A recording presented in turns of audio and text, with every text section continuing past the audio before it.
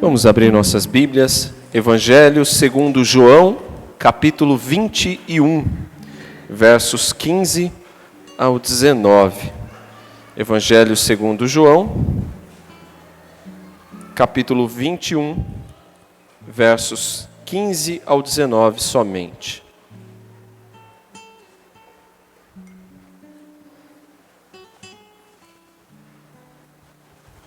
Nós vamos fazer a leitura desses versículos e depois não feche a sua Bíblia, mantenha ela aberta. Nós vamos ler outros textos também ao longo da exposição da palavra do Senhor. Evangelho segundo João, capítulo 21, versos 15 ao 19, diz assim a palavra do Senhor. Depois de comerem, Jesus perguntou a Simão Pedro: Simão, filho de João, você me ama mais do que estes? Disse ele: Sim, Senhor, tu sabes que te amo. Disse Jesus: Cuide dos meus cordeiros. Novamente, Jesus disse: Simão, filho de João, você me ama? Ele respondeu: Sim, Senhor, tu sabes que te amo. Disse Jesus: Pastorei as minhas ovelhas.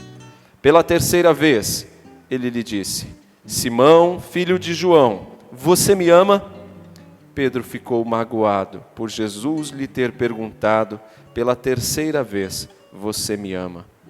E ele disse: Senhor, tu sabes todas as coisas e sabes que te amo. Disse-lhe Jesus: Cuide das minhas ovelhas. Digo-lhe a verdade, quando você era mais jovem, vestia-se e ia para onde queria. Mas quando for velho, estenderá as mãos, e outra pessoa o vestirá e o levará para onde você não deseja ir. Jesus disse isso para indicar o tipo de morte com o qual Pedro iria glorificar a Deus. E então lhe disse: siga-me. Até aí. Nós acabamos de orar com o nosso irmão Marco. Vamos então ao texto. Hoje pela manhã nós tivemos uma manhã muito especial aqui na nossa igreja, uma oportunidade ímpar de ouvir um pouco do que Deus tem feito no Senegal, como Deus tem usado irmãos nossos.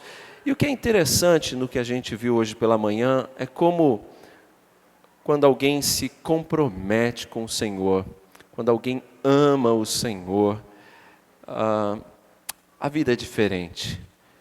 Quando alguém ama efetivamente o Senhor e se dedica ao seu serviço, a vida é bem diferente. Nós vimos um exemplo hoje pela manhã de um missionário, alguém que foi chamado por Deus para ir trabalhar com outros povos, numa outra cultura, em um outro país, e alguém que obedeceu o chamado.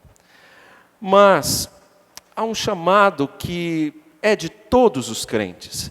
Esse exemplo que eu acabei de dar, que nós vimos pela manhã, do pastor José Dilson, é um exemplo de um chamado para ser missionário. Mas nem todos nós fomos chamados para ser missionários. Nem todos nós temos esta vocação. Mas certamente Deus tem nos chamado para fazer algo. Deus tem um chamado para todos nós. Durante o decorrer deste ano de 2014, nós temos falado bastante a respeito de dons, a respeito de vocação, a respeito de serviço no Senhor. E hoje não é diferente. Hoje eu quero destacar a respeito de um chamado de todos nós. O chamado de todo cristão. Todos nós fomos chamados para ser testemunhas de Jesus. Nem todos fomos chamados para ser missionários, como é o caso do nosso irmão que nós vimos hoje pela manhã, e trabalharmos com outros povos e uma outra cultura. Nem todos nós fomos chamados para isso. Mas todos nós fomos chamados para sermos testemunhas de Jesus, para falarmos de Jesus, apresentarmos o Evangelho a outras pessoas a quem Jesus quer alcançar. Todos nós somos chamados a testemunhar aquilo que Deus fez na nossa vida e que pode fazer também na vida de outras pessoas. Todos nós somos chamados a isso. Nem todos somos evangelistas ou missionários, mas somos chamados a ser testemunhas de Jesus. É isso que diz o texto. E sereis minhas testemunhas, tanto em Jerusalém, Judéia, Samaria, confins da terra. Nós somos chamados para ser testemunhas. E o texto que nós vamos expor essa noite, que vou expor, ele mostra aí uma preciosa convocação do Senhor Jesus, feita a Simão Pedro, o apóstolo Pedro.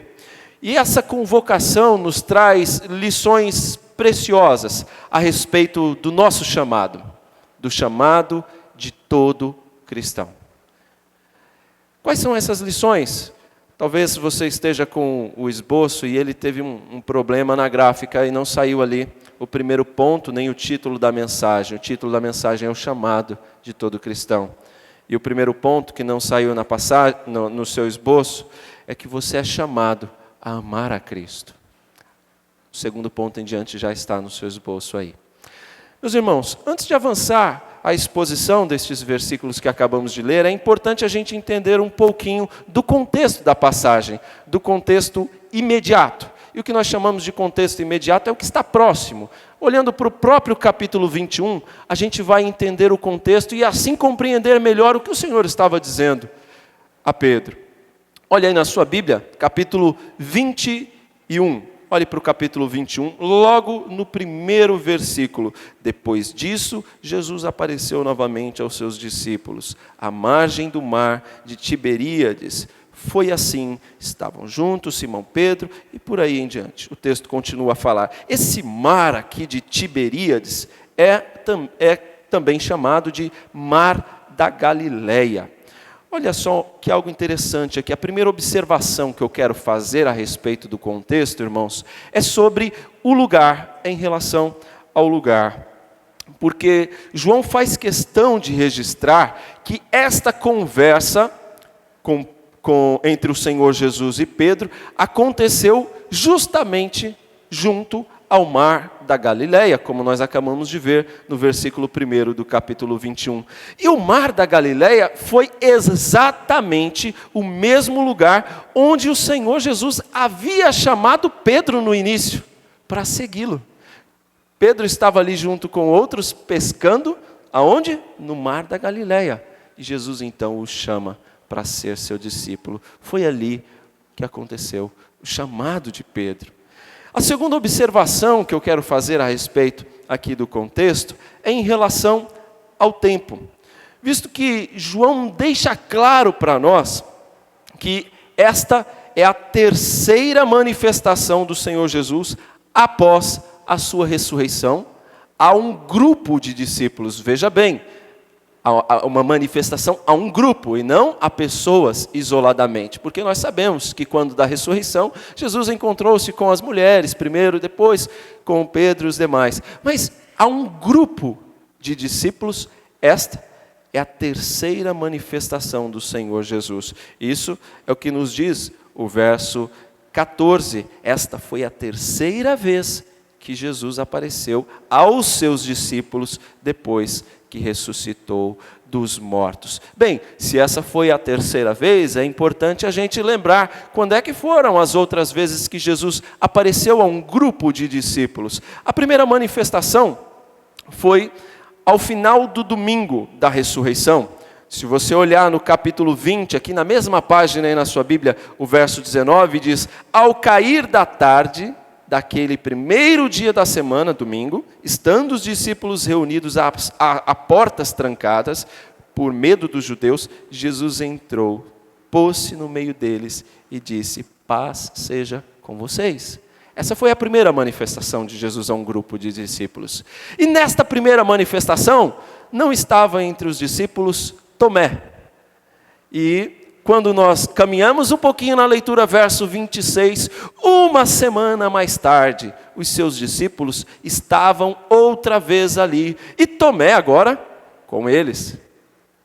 Veja, Essa foi a segunda manifestação. E a terceira, portanto, no verso 14, foi esta manifestação, onde ele aparece a todos os discípulos. E o que é curioso é que só nesta terceira vez é que Jesus vai falar com Pedro. A terceira observação, então, que eu quero fazer, a primeira em relação ao lugar, segunda em relação ao tempo, terceira observação em relação à ocasião. O contexto da passagem nos mostra que é a terceira reunião de Jesus com os seus discípulos, certo? Terceira vez que ele aparece a um grupo de discípulos, aos seus discípulos, e ele então, neste terceiro encontro, é que Jesus então começa a falar com Pedro. E notem, irmãos, que Pedro estava presente nas outras oportunidades. Na primeira, na segunda Tomé não, na primeira Tomé não estava, mas Pedro estava. Na segunda Pedro estava presente, na terceira, mas só na terceira oportunidade, só na terceira ocasião é que Jesus fala com Pedro. E isso traz um fato para nós, um ensino um tanto quanto curioso. É possível, irmãos, que Jesus tivesse querendo ensinar algo a Pedro ao se dirigir a ele somente no terceiro encontro. É possível que João queira, inclusive, destacar a restauração de Pedro. Se você olhar lá no título da sua Bíblia em negrito, está descrito o quê? Jesus restaura a Pedro. É possível que seja isso mesmo, que João estivesse querendo destacar, que Jesus restaurou a Pedro naquele momento. Por quê? Pedro havia negado a Cristo por 3 vezes. Ficou um mal-estar terrível entre os discípulos e para o próprio Pedro. Puxa, ele que bateu o pé, ele que era tão convicto, ele que falava com tanta bravura a respeito de Jesus. Ah, Senhor, eu morrerei junto contigo, mas não te nego. E lá estava Pedro, conforme Jesus havia dito. Pedro o negou por 3 vezes. É possível que Jesus estivesse querendo restaurar a Pedro, e João faz questão de enfatizar então isso no seu texto. Agora, o Senhor Jesus espera somente na terceira reunião com os discípulos. A reunião ocorre ao amanhecer, ao redor de um fogo. Isso é curioso. É uma coincidência um tanto quanto interessante, vocês não acham? Por quê? Quando Pedro negou a Cristo, como é que foi mesmo? Foi exatamente ao redor do fogo. Estava ali se esquentando ao redor do fogo. Foi ali que ele foi confrontado e ele negou a Cristo. E que horário era mesmo? Era por volta do amanhecer. Inclusive era tanto amanhecer que o galo cantou, não é? E mais, ele negou a Cristo por quantas vezes mesmo? 3 vezes. Se olharmos ainda aqui dentro do Evangelho de João, no capítulo 18, 27 e no verso 18, nós vamos ver a narrativa a esse respeito. Se observarmos aqui ainda dentro do próprio capítulo 21, os versos 4, por exemplo, nos relatando ao amanhecer. Olha só, é o mesmo cenário, em volta do fogo, ao amanhecer e 3 vezes. Que coincidência, não é? Não é interessante? Jesus estava trazendo à memória de Pedro o que ele fez e a restauração que Jesus estava operando na vida dele naquele momento. Estava restaurando Pedro à sua posição de apóstolo, de autoridade dentro do conjunto do colégio apostólico. Veja só, irmãos, que ensinamento precioso. E nós podemos aprender muito com o Senhor Jesus sobre o seu modo paciente. Sobre as circunstâncias apropriadas para o ensino. Jesus esperou a terceira ocasião para ensinar a Pedro. E aprendemos com Jesus especialmente no que diz respeito ao chamado de todo crente. Ou seja, ao nosso chamado. Nós somos chamados, irmãos, a que fim? Qual o fim principal do homem? O que nós aprendemos? Qual é o fim principal de todo crente? O fim principal do homem é glorificar a Deus pelo seu viver. É glorificar a Deus ensinando, testemunhando, compartilhando a palavra de Deus para pecadores para que estes também sejam salvos e para que vidas sejam edificadas. Agora então, entendendo todo o contexto, a gente pode entender o porquê das perguntas de Jesus e os ensinamentos dela para nós. E a primeira grande lição é que você é chamado para amar a Cristo. Esse é o nosso primeiro grande chamado, para amar a Cristo. Jesus pergunta a Simão Pedro: tu me amas? E essa pergunta inquietante é uma das perguntas mais importantes da nossa vida. É uma pergunta que eu e você precisamos responder. A pergunta ecoa e vem para nós também. Jesus diz: tu me amas? Essa pergunta, irmãos, é feita por nada mais, nada menos do que aquele que nos amou. Aquele que se entregou, que morreu numa cruz em nosso lugar. Essa pergunta é feita pelo nosso Senhor, pelo nosso Salvador. Ele diz: tu me amas? Você o ama? Essa pergunta é dirigida não só a Pedro, mas a mim e a você também. Se você quer seguir a Cristo, quer viver para a glória de Deus, se você quer habitar na presença de Cristo eternamente no céu, comece amando a Cristo. Esse é o primeiro passo. Ame a Cristo. Não dá para viver com Cristo eternamente sem amá-lo hoje. Não tem como. Não tem como, irmãos. Comece hoje refletindo e respondendo a essa pergunta: tu me amas? Tira aí o nome de Pedro, põe o teu. Tu me amas? Jesus pergunta. E precisamos responder a essa pergunta. Ela é muito importante. Essa pergunta é por demais importante. E não é à toa que o Senhor Jesus a faz por 3 vezes. Certamente para restaurar a Pedro, trazer a memória, mas também pela importância da pergunta. Jesus a faz por 3 vezes. Tu me amas? Esse é o primeiro e principal ponto. O Senhor Jesus, ele precisa de ser amado completamente por nós. Inclusive, esse é o primeiro mandamento ordenado na Bíblia. Quando nós vamos estudar lá o Antigo Testamento, Deuteronômio capítulo 6, texto bem conhecido, né?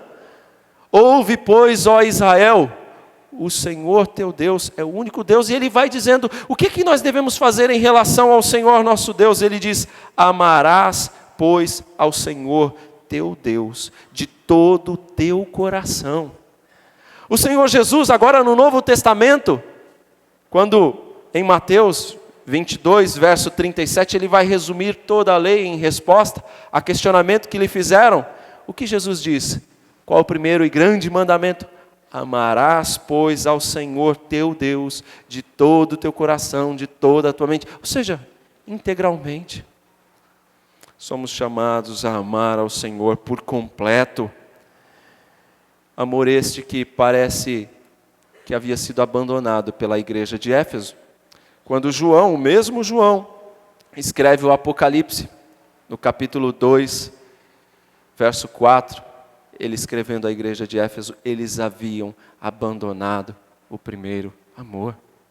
Este amor a Cristo, ao que tudo indica, havia sido abandonado por aquela igreja. Essa é a primeira e grande pergunta que precisa ser respondida por cada um de nós. Você ama a Cristo?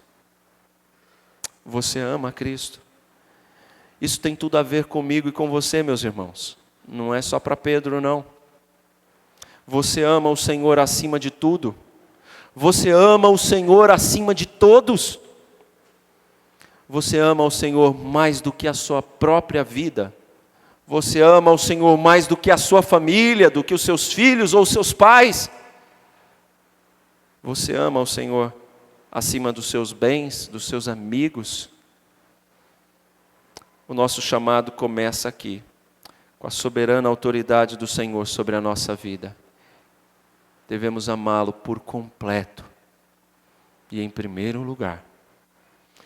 A segunda grande lição, na verdade, são pelo menos 4, lições que eu preferi chamá-las aqui de implicações do amor a Cristo. Implicações porque elas decorrem diretamente da pergunta: tu me amas? São consequências dessa pergunta.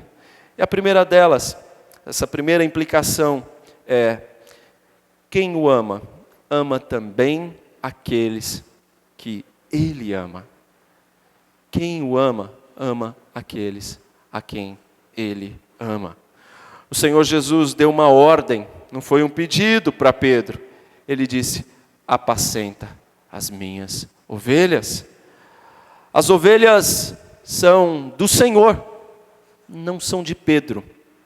As ovelhas são do Senhor Jesus.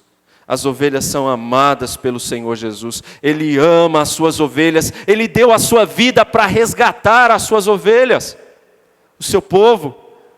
E ele então diz a Pedro que Pedro deveria amá-los também. Era como se Jesus estivesse dizendo a Pedro: Pedro, lembra o que eu fiz por você? Lembra, Pedro, o que eu tenho feito por você? Perceba, Pedro, o quanto eu te amo, o quanto eu amo as minhas ovelhas. Faça o mesmo, Pedro. Faça o mesmo. Ame as minhas ovelhas. Nós somos chamados a amar aqueles a quem Jesus ama. Devemos nos lembrar, irmãos, que os nossos irmãos, aqueles a quem servimos no Senhor, quando você, professora, tem dado aula às crianças, quando você, irmã, faz o café ao final do culto, o almoço, trabalha nas programações da igreja, você está servindo as ovelhas de Cristo, as ovelhas que são dele. Estamos fazendo para o Senhor. Ninguém pode dizer que ama ao Senhor Jesus se não ama aqueles a quem Ele amou. Não dá, não dá. E quem foi mesmo que Jesus amou? Quem são as pessoas a quem Jesus amou? Talvez você pergunte. O próprio João, neste evangelho, ele nos explica. Porque Deus amou quem mesmo? Deus amou o mundo de tal maneira que deu o seu Filho unigênito, para que todo aquele que nele crê não pereça, mas tenha a vida eterna. Ora, quem são aqueles a quem Ele amou? São os seus filhos, as suas ovelhas? Quem são essas ovelhas? São somente os crentes? Será que são somente aqueles que hoje creem no Senhor? Será que são somente aqueles que estão conosco e que hoje creem no Senhor? O que diz lá o Evangelho de João, capítulo 10? As minhas ovelhas ouvem a minha voz e me seguem, mas ele continua dizendo que ainda tenho outras ovelhas, outros que ainda crerão. O que diz a oração que o presbítero Marco leu juntamente com a igreja? Oração sacerdotal, Evangelho de João também, capítulo 17. Ele diz que ora não somente por esses, mas por aqueles que ainda crerão. Quem são mesmo as minhas ovelhas? Quem são as ovelhas do Senhor? Não são só os que creem hoje, são aqueles que ainda crerão. Talvez seja a situação de alguns dos que aqui estão, aqueles que ainda não se entregaram a Cristo, ainda crerão, ainda terão a Cristo como seu bom pastor. Estas também são ovelhas do Senhor. Em resumo, irmãos, quem são as ovelhas do Senhor? O que Pedro estava dizendo a Jesus? Que ele deveria amar a todos aqueles por quem Jesus morreu. Jesus estava ensinando a Pedro que quem ama, cuida. Se ele ama, ele protege, ele honra, ele serve as suas ovelhas. Essa é uma evidência do nosso amor ao Senhor Jesus Cristo. Se amamos a Cristo, amamos a quem Ele amou. Amamos a quem Ele também ama. Isso quer dizer que as ovelhas do Senhor são todos aqueles que creem e que virão a crer. E onde é que elas estão? Onde é que estão essas ovelhas do Senhor? Elas estão em Jerusalém? Elas estão na Judéia? Elas estão em Samaria? Elas estão nos confins da terra. Isso quer dizer, elas estão ao seu lado também. Elas estão perto de você. Elas estão por toda parte. Isso nos ensina, irmãos, que nós temos que amar a todas as pessoas à nossa volta. Nós não podemos escolher esse sim, esse não, este sim, aquele não. Temos que amar a todos. Olha, esse aqui é bonitinho, esse aqui é feinho, esse aqui é São Paulino, mora no coração, esse aqui é corintiano de jeito nenhum. Não. Temos que amar a todos. Não temos o direito de escolher. São as ovelhas do Senhor, aqueles que estão à nossa volta e que ainda crerão no Senhor, que estão por toda a parte. E nós temos que amá-los e ser instrumentos do Senhor para conduzi-los a Cristo. Era isso que Pedro estava aprendendo com o Senhor Jesus. Você vai apacentar as minhas ovelhas, você vai conduzi-las ao pasto, vai alimentá-las, vai cuidar delas para mim. Se você me ama, quem ama a Cristo, ama aqueles a quem Ele ama. A segunda implicação que nós destacamos é que quem o ama, obedece e prioriza a sua palavra. Os verbos usados por Jesus aqui na passagem que nós estamos examinando, são verbos que estão no imperativo. Jesus não faz pedidos a Pedro, Jesus está falando em tom de ordem. Apacente, cuide. É ordem, é imperativo. E Pedro parece que nunca mais esqueceu essa ordem. Pedro parece que efetivamente entendeu as palavras de Jesus. Porque Pedro, quando escreve a sua carta anos depois, lá na sua primeira carta, no capítulo 5, verso 2, ele diz: pastoreiem o rebanho de Deus que está aos seus cuidados. Pedro escrevendo aos demais presbíteros: olha, pastoreiem o rebanho de Deus. Ele usa a mesma palavra que Jesus usou para falar com ele. Ele entendeu bem a mensagem. E ele agora está ensinando: pastoreiem o rebanho de Deus. Lembrando que o rebanho é de Deus, as ovelhas são dele. Lembre-se disso. Você deve amá-los também, porque as ovelhas são dele. Quem ama obedece e prioriza a sua palavra. Uma das principais maneiras pelas quais nós demonstramos amor a Deus é demonstrando amor pelas suas ovelhas. É alimentando as suas ovelhas com a palavra de Deus. Ela, a palavra, é o meio pelo qual nós chegamos a conhecer o Senhor. O próprio Pedro, ainda na sua primeira carta, destaca isso, que é somente pela palavra de Deus que nós podemos conhecer o Senhor Jesus. E outros também virão a conhecê-la. Quando na missão, no final de Mateus 28, 19 e 20, ide por todo o mundo e pregai o Evangelho. É pelo Evangelho, ele é o poder de Deus para a salvação do homem. Se nós amamos as ovelhas do Senhor, nós vamos alimentá-las com a palavra. Se você ama o seu irmão, o alimente com a palavra, o edifique com a palavra. Efésios, quando fala que maneira há crescimento entre nós, como que nós nos enchemos do Espírito, não é? Falando entre nós com salmos, com cânticos, com adoração, com a palavra. Com a palavra nós nos alimentamos. Se amamos ao Senhor, nós o obedecemos e priorizamos a sua palavra. E quem o ama, faz o quê? Obedece a sua palavra. E ele diz isso por diversas vezes. Se você pegar o capítulo 14 e 15 de João, o que você mais vai ver é Jesus dizendo isso. Quem o ama, o obedece. O capítulo 14, por exemplo, ele diz no verso 21, quem tem os meus mandamentos e lhes obedece, esse é o que me ama. Quem ama a Cristo, obedece a sua palavra. Quem ama a Cristo, prioriza a sua palavra. E não é só nessa passagem não. Verso 23, respondeu Jesus, se alguém me ama, obedecerá a minha palavra. E ainda para não ficar nenhuma dúvida, verso 24, aquele que não me ama, não obedece às minhas palavras. Quem ama a Cristo, obedece às suas palavras. Quem são mesmo os seus amigos? Jesus disse, aqueles que obedecem a minha palavra.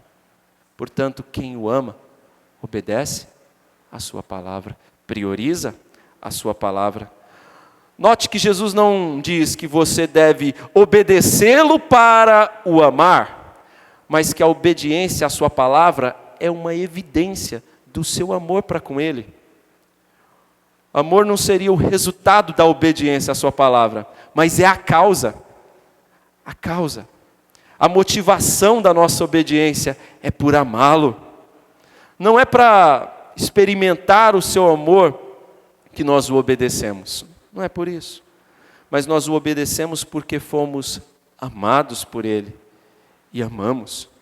Amamos a ele, por isso obedecemos. Quem ama o Senhor, guarda a sua palavra. E nós só o amamos porque ele nos amou primeiro. O próprio João também destaca isso. Somos chamados a amar aqueles a quem ele amou, a obedecer e a priorizar a sua palavra. E não é só isso. Ele diz também que a pregação, a salvação vem pelo ouvir. E ouvir a palavra. Se nós queremos e amamos as pessoas e queremos vê-las sendo salvas, nós precisamos pregar a palavra. Porque é pela palavra, sendo priorizada, sendo pregada, que as pessoas se chegarão a Cristo. Terceira implicação que destaco aqui. Quem o ama, se entrega completamente a ele, para a sua glória. Nós tivemos um testemunho nítido hoje pela manhã disso. De alguém que ama a Cristo e se entrega totalmente a ele, para a sua glória. Nós vimos um exemplo do missionário hoje pela manhã, um exemplo vivo disso. Verso 18 e 19, Jesus encerrou dizendo: digo-lhe a verdade, quando você era mais jovem, vestia-se e ia para onde queria, mas quando for velho, estenderá as mãos e outra pessoa o vestirá e o levará para onde você não deseja ir. Jesus disse isso para indicar o tipo de morte com o qual Pedro iria glorificar a Deus. A morte de Pedro iria glorificar a Deus. Interessante. Nós somos chamados a se entregar completamente a Ele. Por que se entregar completamente? Olha o final do texto. E então lhe disse: siga-me. Apacenta, cuida, pastoreia, siga-me. Jesus disse a Pedro. Nós somos chamados, irmãos, se amamos a Cristo, a se entregar completamente a Ele, para a sua glória. O Senhor Jesus não estava querendo dizer com essas palavras, esses dois últimos versículos, que se amamos a Ele, nós vamos morrer da mesma maneira que Pedro morreu. Conta a história que Pedro morreu crucificado, na verdade, de cabeça para baixo.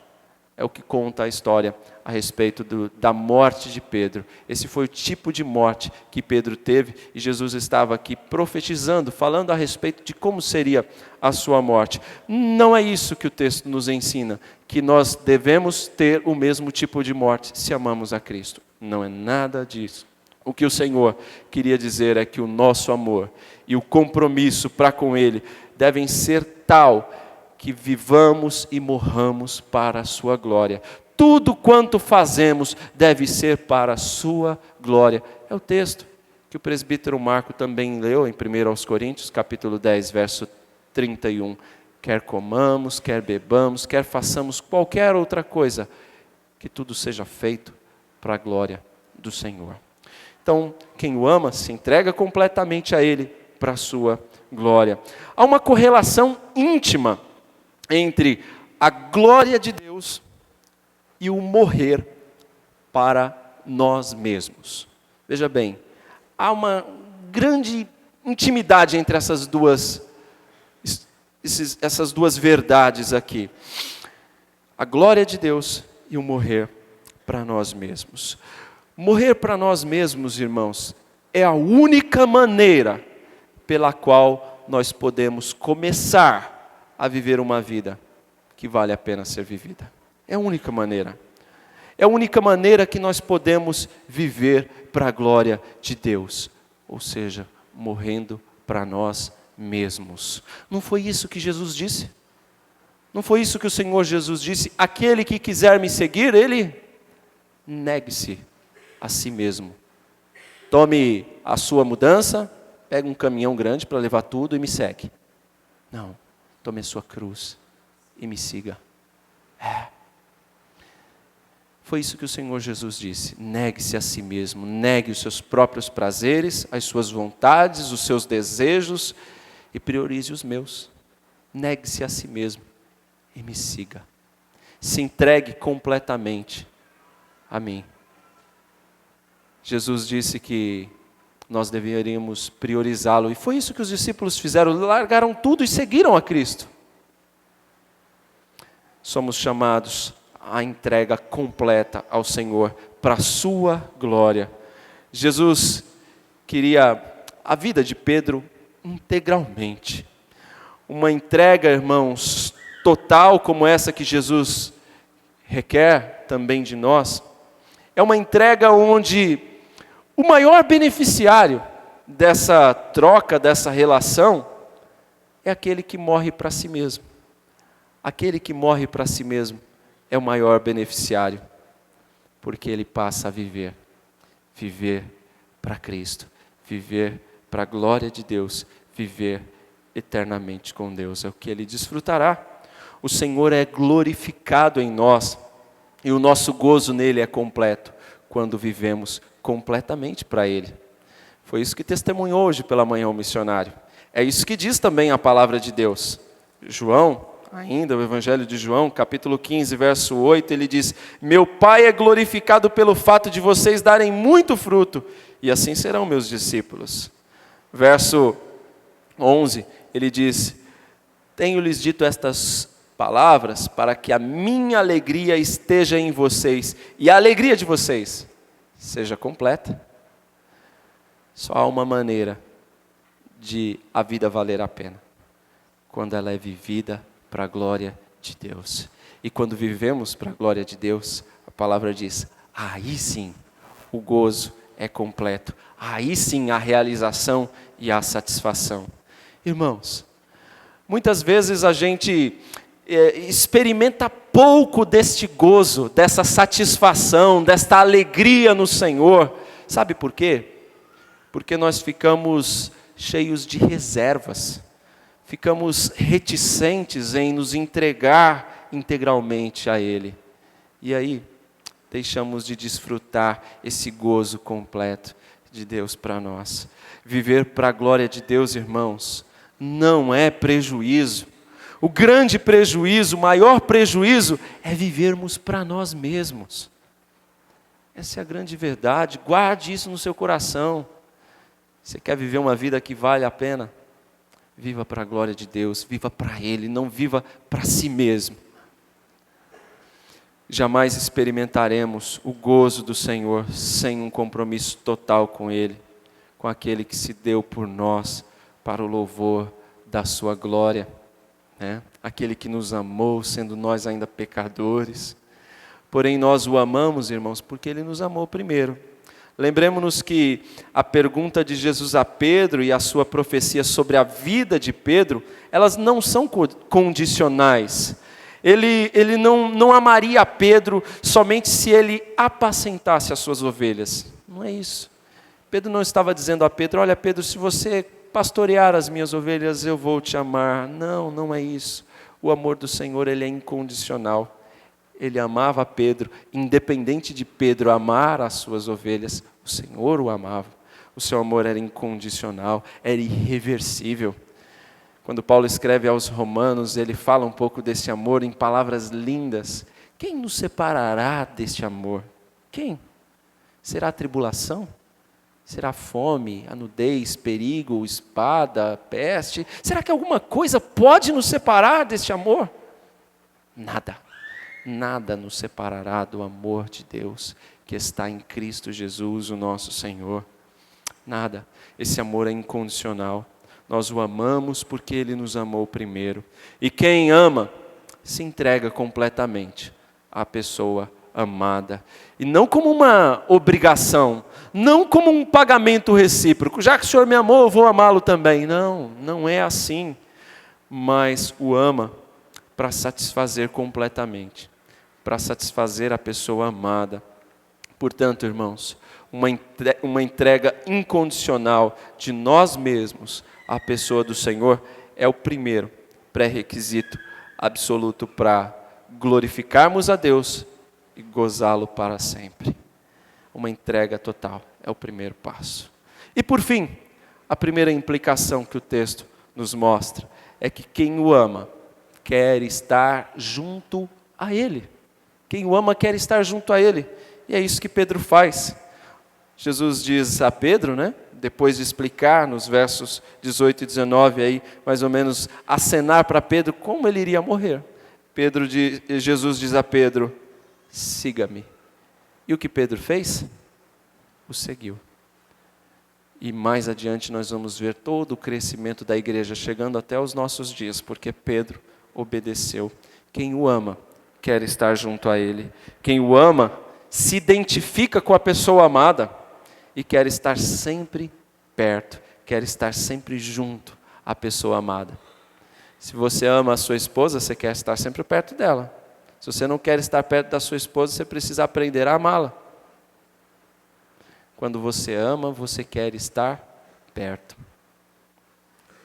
Pedro amava a Cristo e o seguiu. E queria estar sempre junto de Cristo. João amava a Cristo e estava sempre junto com Cristo. Tal identificação com o Senhor Jesus já estava implícita no seu convite. Quando a gente olha textos do Evangelho de Mateus, por exemplo, Mateus capítulo 4, verso 19, ele diz aqui no seu convite, e disse Jesus, siga-me, e eu os farei pescadores de homem. É necessário seguir junto a Ele, estar perto de Cristo. Agora, pegando um texto do Evangelho de João, capítulo 15, verso 4, permaneçam em mim e eu permanecerei em vocês. Nenhum ramo pode dar fruto por si mesmo, se não permanecer na videira. Vocês também não podem dar fruto, se não permanecerem em mim. Quem ama quer estar junto a Ele, quer estar junto da pessoa amada. Como seria bom, meus irmãos, eu já estou encerrando, como seria bom se as palavras do salmista fossem também as nossas palavras, que a oração do salmista seja a nossa oração. A oração do salmista que eu me refiro é do Salmo 27, que nós já lemos durante o culto, Salmo 27, verso 4, ali o salmista Davi diz, uma coisa pedi ao Senhor, e é o que procuro, que eu possa viver na casa do Senhor todos os dias da minha vida, para contemplar a bondade do Senhor e buscar a sua orientação no seu santo templo. Como seria bom se essa fosse também a nossa maior empolgação e desejo. O salmista estava completamente encantado pela pessoa de Deus, pela sua casa, pela glória do Senhor. E é só o que ele pede, é só o que ele quer. Outro salmo vai dizer que um dia na presença do Senhor vale mais do que quantos mesmo? 1000. Um só dia. Vale mais do que... Olha, Senhor, eu prefiro estar às portas da tua casa do que estar às tendas dos homens maus. Quero estar só às portas. Quero estar junto a ti, Senhor. Quem ama, quer estar junto à pessoa amada. Se amamos a Cristo, queremos estar perto dele. E aí trazemos algumas implicações para a nossa vida. Se você ama a Cristo, você quer estar perto dele, não é verdade? Quantas pessoas nos nossos dias dizem que amam a Cristo, mas abrem mão de um culto para estar em qualquer outra programação? Quantas pessoas dizem que amam a Cristo, mas não gastam tempo de oração, não oram? Ora, como amar a Cristo se você não tem prazer de falar com Ele? Quantos dizem que amam a Cristo e trocam a companhia de Jesus pela companhia de amigos ímpios? Você ama a Cristo? Eu disse que essa é uma pergunta inquietante e que precisa ser respondida por nós. O Senhor Jesus continua a perguntar, tu me amas? Ele perguntou a Pedro e disse a Pedro, segue-me. E o que Pedro fez? Pedro seguiu ao Senhor Jesus. E o Senhor Jesus não só restaurou a Pedro, o texto fala da restauração de Pedro, mas o Senhor Jesus não só restaurou a Pedro, mas ele fez de Pedro um dos maiores homens da história da igreja. Jesus também te diz hoje: siga-me. Jesus está dizendo para você hoje: siga-me. O que é que você vai fazer, irmão? O que é que você vai fazer, minha irmã? Jesus te diz: siga-me. Você vai obedecer? Está disposto a sofrer o dano por amor a Cristo? Era isso que Pedro iria sofrer. Você está disposto a sofrer o dano por amor a Cristo? Vai segui-lo? Que a nossa resposta seja positiva, sim, Senhor. Como aprendemos hoje pela manhã também com o missionário: Senhor, eu tenho um compromisso contigo. E onde o Senhor me mandar, onde o Senhor me levar, eu vou segui-lo. Não importa o dano, eu vou segui-lo. Amém?